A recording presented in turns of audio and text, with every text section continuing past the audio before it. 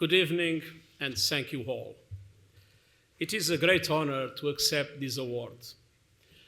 And I do so not only on my name, but on behalf of the whole United Nations staff that is working around the world to support climate action and climate justice. Since Time magazine launched 100 years ago, there has been plenty to report on. Crumbling empires, moon landings, a world war, a cold war, a digital revolution.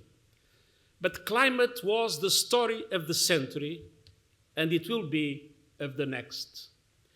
It is a story of the fight for human survival, and the story still unfinished.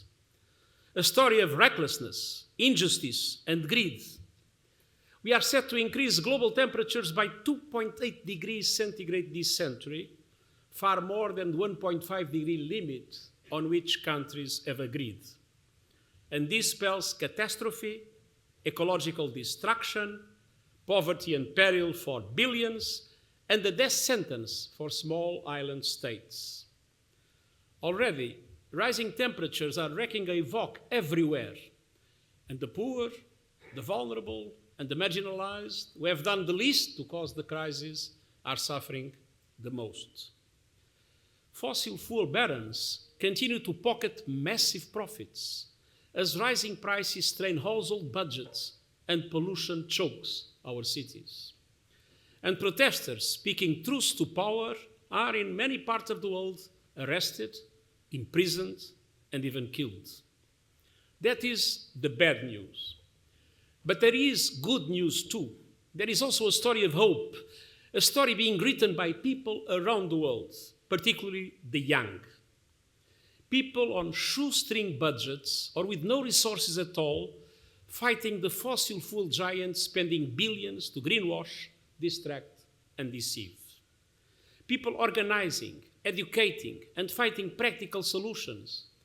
People like the Pacific Island students whose campaigning helped to secure a resolution in the United Nations General Assembly last month. A resolution to ask the International Court of Justice, the world's highest court, to give its opinion on countries' obligations to their citizens on climate change. So their efforts are making a difference. And around the world, minds are changing and understanding is growing.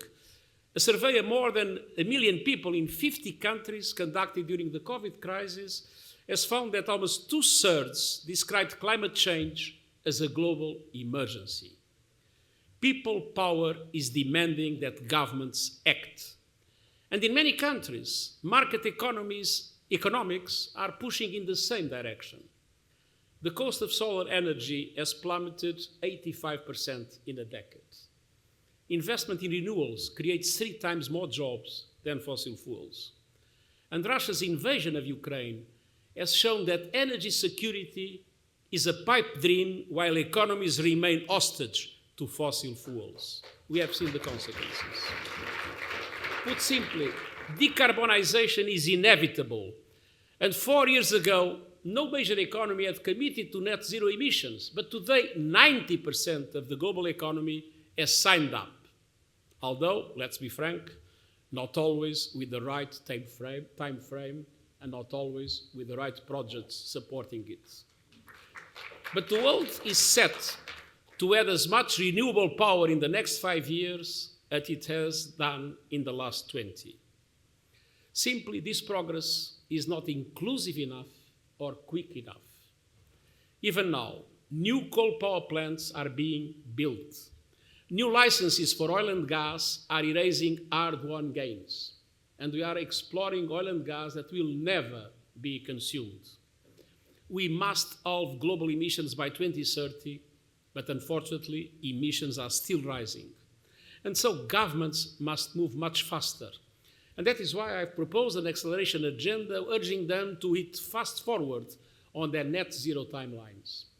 They need to turn their backs on fossil fuels and deliver climate justice for vulnerable countries and vulnerable communities around the world.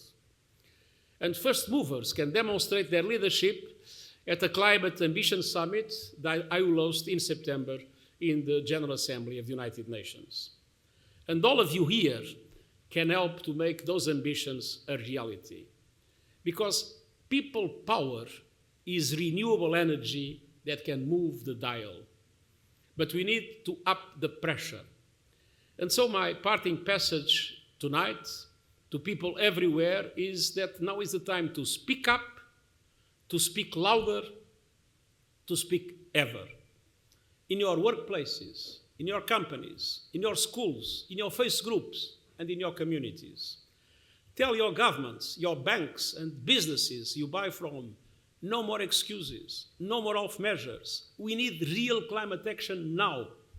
And so, dear friends, history is coming for the planet wreckers, for the fossil fuel barons and their enablers profiting from destruction. Together, the rest of us can write a different story, and I thank you for your kindness.